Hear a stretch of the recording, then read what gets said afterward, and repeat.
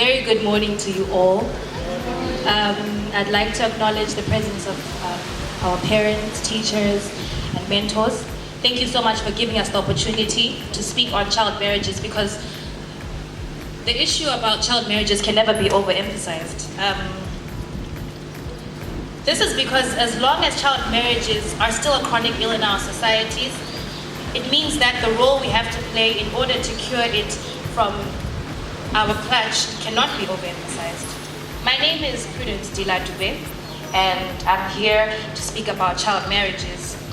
And at the age of 17, I'm a human rights activist. Many a time I ask myself why it is that even in the wake of modernity and enlightenment, we still have gray areas in our societies that govern us. We boast about progression, yet our short-sightedness is destroying the future of thousands of young girls who could potentially perform exploits in our communities and country at large.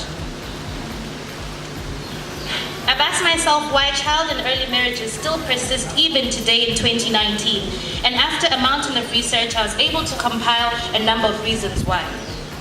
The first one being that most often than not, young girls under the age of 18 who are forced into child marriages by their parents are taken as symbols of wealth and an easy way to escape poverty. This is because of the cultural tradition of paying bride price to the parents of the girl. This is one of the reasons we still have child marriages in our societies. Furthermore, religion, which has a major influence on the structures of our society, has created an opportunity for child and early marriages to persist in our modern day. Child marriages are most common in the Johane Marange Apostolic sect, which is believed to constitute 1.2 million of the current population and believes in polygamy. Girls in this church are married off to older people at a very tender age, with minimum education, which cannot empower them adequately. Statistics show that households whose heads are apostolic traditional have the highest proportion of child mothers, about 29% for each religion, which almost doubled the proportion of child mothers amongst households with heads who were Protestant and Pentecostal.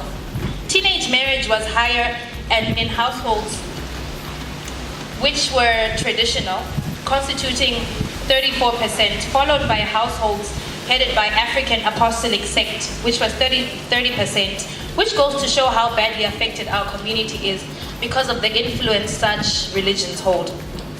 Another reason why child marriages still persist today is because of the cracks in the legal system. These cracks fail to acknowledge that the fact that people under the age of 18 are still regarded as children. Civil marriage under the Marriage Act 511 sets the legal age of marriage at 16, yet according to the Constitution, a child is determined a boy or girl under the age of 18. This therefore means that the Marriage Act allows for child marriages and neglects a group of people that fall between the ages of 16 and 18. According to statistics gathered by UNICEF, forced customary marriages are widespread. About 23% of girls between the age 15 and 18 years were married but are now divorced or widowed. Ladies and gentlemen, as already mentioned by my fellow colleague over here, according to the Constitution of Zimbabwe, a child is a minor, a boy or a girl under the age of 18. But at the same time, the same Constitution also says that the age of consent is 16 years of age. So what do we mean? What are we saying when we're marrying off a 16-year-old girl to be a mother, to be a wife? Is she ready for that? Physically, emotionally, socially, and mentally, is she ready for all that? Because at that age, the age mates are still playing, they are growing. She has dreams, she has aspirations. But then, when we're marrying her off at that tender age, what are we saying about her dreams and aspirations? The cry for the girl child is a cry that needs the response of everyone in this place, Zimbabwe as a whole. In this place, we have parents, teachers, mothers, fathers, law influencers. So namhlanje, as the girls, we sat down and looked at the effects that come with child marriages, and we came up with a few solutions ukuthi abantu that are in relevant positions to help us basisize namhlanje. To the teachers, as follow when a child is enrolled, you take the details of umntwana lwana ukuthi uhlala lobani kule minyaka emingaki. And then usually imithetho yesikolo ithi umntwana mayengasabuyanga esikolo for 8 days siyamkhipha off the school register. But then why don't we do follow-ups on those kids? Umntwana mayengasabuyanga for more than a week. Why don't you inquire, make follow-ups ukuthi uhambe njani engasabuya esikolo? We say school is the second home yomntwana.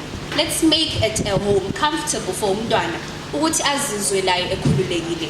Whatever situation that may be facing at home, akhululeke ukuthi akhulume ngakho. May we have support groups for girls, empowerment programs. Umntwana abekwazi amalungelo akhe, abekwazi ukuthi engahlelwa isimo esithile ulanda ubani.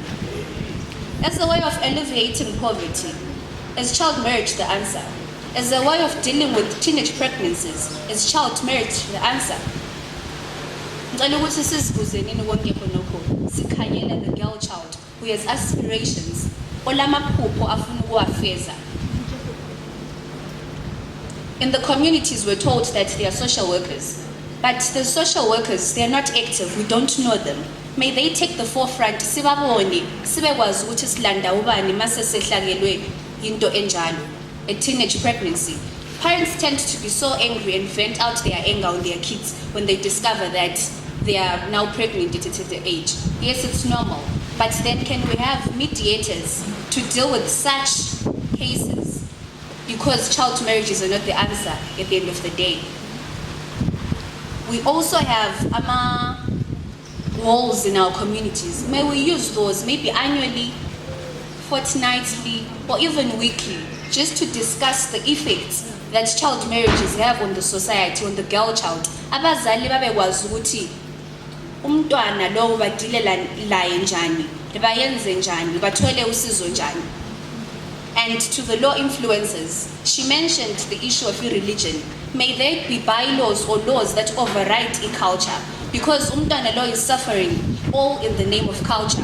Ukuthi at a certain age she has to be married off. Nxa esengaka uselungele ukuba ngumfazi. But that's not it. The child still needs to grow.